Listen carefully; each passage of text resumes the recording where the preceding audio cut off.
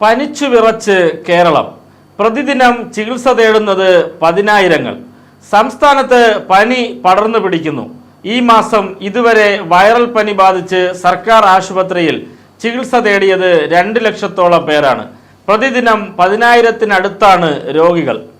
ഡെങ്കിപ്പനിയും എലിപ്പനിയും ബാധിച്ച് ചികിത്സ തേടുന്ന രോഗികളുടെ എണ്ണവും വർദ്ധിക്കുകയാണ്. ഈ മാസം 15 പേർ എലിപ്പനി ബാധിച്ച് മരണപ്പെട്ടു. കഴിഞ്ഞ 5 ദിവസത്തെ കണക്കെടുത്താൽ വൈറൽ പനിക്ക് ചികിത്സ തേടിയത് 50,000-ലേറെ പേരാണ്. ഈ മാസം ഇതുവരെ 1,80,000-ലധികമാണ് വൈറൽ പനി ബാധിതരുടെ എണ്ണം. 3 മരണവും പനി കാരണം ഉണ്ടായി. തെക്കൻ കേരളത്തിൽ തിരുവനന്തപുരത്തും വടക്കോട്ട് പാലക്കാട്, കോഴിക്കോട്, മലപ്പുറം ജില്ലകളിലുമാണ് പനി ബാധിതർ അധികവും. ഇതിനൊപ്പം 1,500ഓളം പേർക്ക് ഡെങ്കിയും സ്ഥിരീകരിച്ചു. 5,000-ഓളം പേരാണ് ഡെങ്കി ലക്ഷണങ്ങളോടെ ആശുപത്രിയിൽ എത്തിച്ചേർന്നത്. മഴ ശക്തിപ്പെട്ടതോടെ എലിപ്പനിയും മഞ്ഞപ്പിത്തവും പിടിമുറുക്കിയിട്ടുണ്ട്.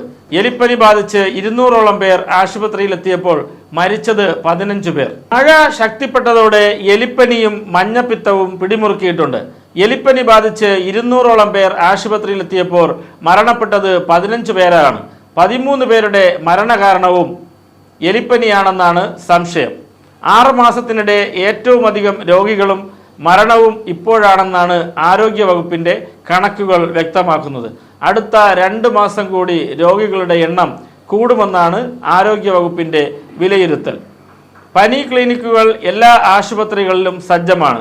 പക്ഷേ താങ്ങാവുന്നതിലധികവുമാണ് ആശുപത്രികളിൽ ചികിത്സയ്ക്കെത്തുന്ന രോഗികളുടെ എണ്ണം. ഇപ്പോഴത്തെ ഈ സാഹചര്യത്തെ കരുതലോടെ നേരിടണമെന്നാണ് സർക്കാരും ആരോഗ്യ വിദഗ്ധരും അറിയിക്കുന്നത്.